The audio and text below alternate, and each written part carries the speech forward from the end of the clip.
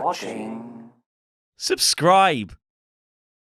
Hello, you're watching ScreenStalker. I'm Elfagador Laurie Blake, and this is housemate Simon Longdon. And Ubisoft has got itself in a bit of bother yet again. Those tricksy bastards. After announcing another deal with HitRecord, the Joseph Gordon-Levitt-owned cult of creativity, community thing. Yeah. Well, watch their trailer. It's either Vimeo or it's a sex cult. And it is quite hard to discern between the two. Do you remember their Netflix thing?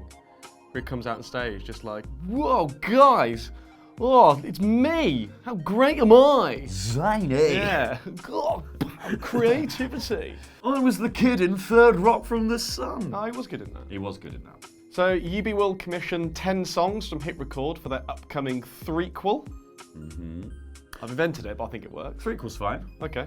Watchdogs, Legion. However, some pretty big names in the dev community have criticised the move for being too much like spec work rather than real work for artists that's actually paid. Yeah, so the idea of HitRecord is that you a community comes together and maybe someone writes the song, someone actually plays one of the instruments, someone records Produces it, someone produces it, and you bring that all together into one piece. Yeah. But it was meant to internally, the stuff is meant to come from the community and be community focused and driven, and not really end up as commercial work at all. To counter some of these criticisms that they're just basically trying to get free work out of community, Watchdogs Legion creative director Clint Hocking, audio director Richie Nieto, and HitRecord founder and director Gordon Levitt described the partnership as an opportunity to reflect the game in the music. That's all game music.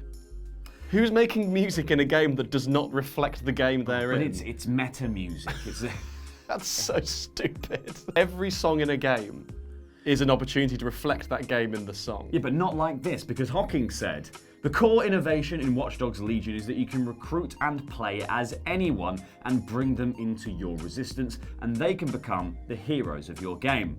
When we first started thinking about that as sort of the theme, that's when we had this idea that maybe we should work with fans and the community and other players in order to add value and reflect that theme in the musical landscape of our world.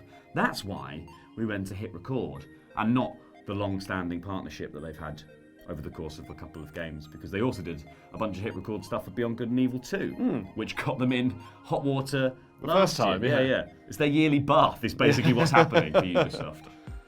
Yeah, that's right. So last year, Ubisoft did the same thing when they announced that they would get art and music for Beyond Good and Evil 2 from HitRecord. At the time, they described it as an opportunity for fans to participate in the development process. But some of the community thought it was more like Ubisoft exploiting the platform to get free or cheap work on the game. But it's a bit of a murky middle ground, isn't it? To be like, because what they were commissioning really, or what they were getting from HitRecord was like incidental art for the game. So like posters that were going to be on the wall, graffiti and that kind of stuff. So stuff like they could have done for Cyberpunk as well, I imagine. Like get people to like design futuristic. I think the issue is that by doing it with HitRecord, you have started to build the foundations of a bridge between fan art and job.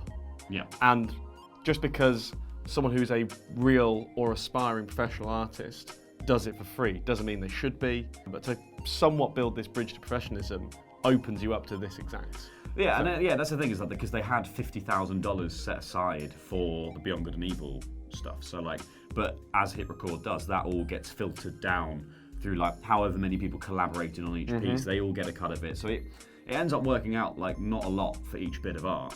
And I think at the moment, the payments are still pending on HitRecord for that art from last year. Yeah, I do think earnestly that they don't want to give out spec work and they don't want to be seen for doing that.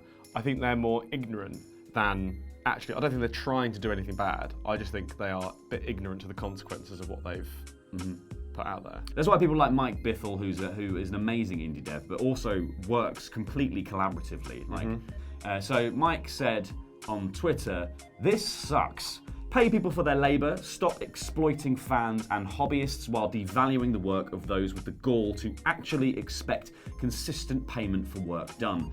Do better, Ubi. We're counting on you."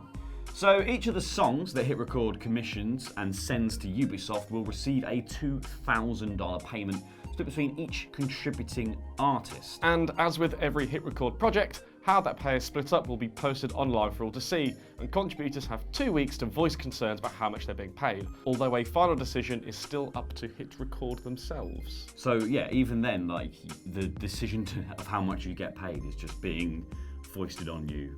Never mind if you did more of the work or someone else came in and like, I just don't understand the collaborative Is side of HitRecord this. just Fiverr?